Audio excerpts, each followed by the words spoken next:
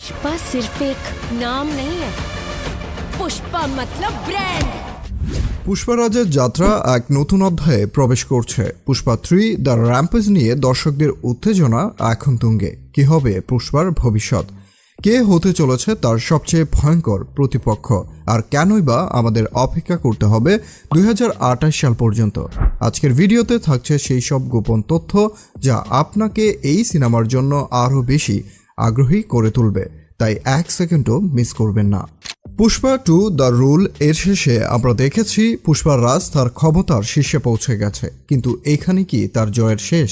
না, বরং এটা ছিল আরও বড় এক যুদ্ধের শুরু। এবার তার সামনে অপেক্ষা করছে এমন এক শক্তিশালী প্রতিপক্ষ যে শুধু শারীরিকভাবেই নয়, বুদ্ধিতেও তার সমকক্ষ। পুষ্পাকে এবার লড়তে হবে এমন এক খেলোয়াড়ের সঙ্গে যে প্রতিটি চাল দেয় নিখুঁত কৌশলে। এই যুদ্ধ শুধু অস্ত্রের নয়, এটি হবে বুদ্ধি, প্রতারণা আর টিকে থাকার এক ভয়ঙ্কর লড়াই। পুষ্পারাজের ক্ষমতা যতই বাড়ছে ততই চারপাশে বেড়ে চলেছে শত্রু সংখ্যা। এই অধ্যায়ে পুষ্পাকে শুধু বাহুবলই নয়, কৌশল দিয়েও তার রাজত্ব রক্ষা করতে হবে। নতুন শত্রুরা তার বিরুদ্ধে ষড়যন্ত্র আটাবে, পুরনো শত্রুরা প্রতিশোধের আগুন জ্বালাবে, কিন্তু সবচেয়ে বড় চ্যালেঞ্জ আসবে এমন একজনের কাছ থেকে যার অস্তিত্ব এতদিন অজানা ছিল।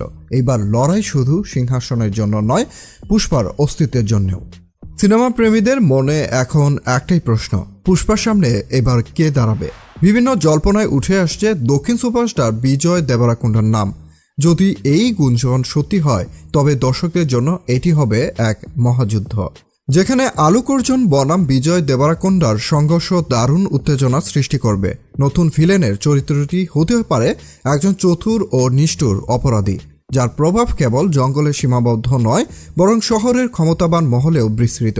সে শুধু শক্তিশালী নয়, বরং প্রশাসনের ভেতরেও তার যোগসূত্র রয়েছে, যা পুষ্পার জন্য হবে সবচেয়ে বড় হুমকি।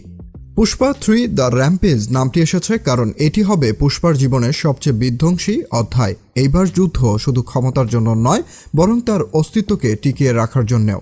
পুরনো শত্রুরা নতুন করে সংগঠিত হবে, পুলিশ ও প্রশাসন তার পেছনে লাগবে, আর প্রতিটি মুহূর্তেও তাকে ধ্বংস করার জন্য তৈরি থাকবে একের পর এক ফাঁদ।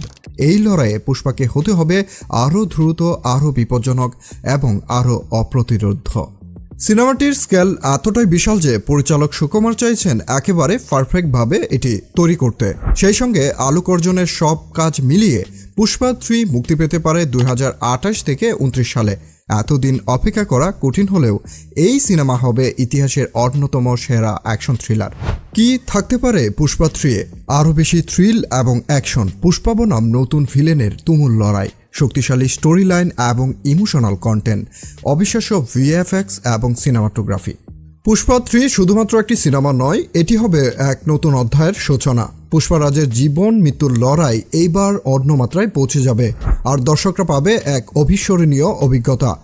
আপনি কি পুষ্পা 3 এর জন্য এক্সাইটেড? আপনার মতে বিজয় দেবরাকোন্ডা যদি ভিলেন হন তবে সিনেমাটি কেমন হবে? আর কমেন্টে জানান আপনার মতামত।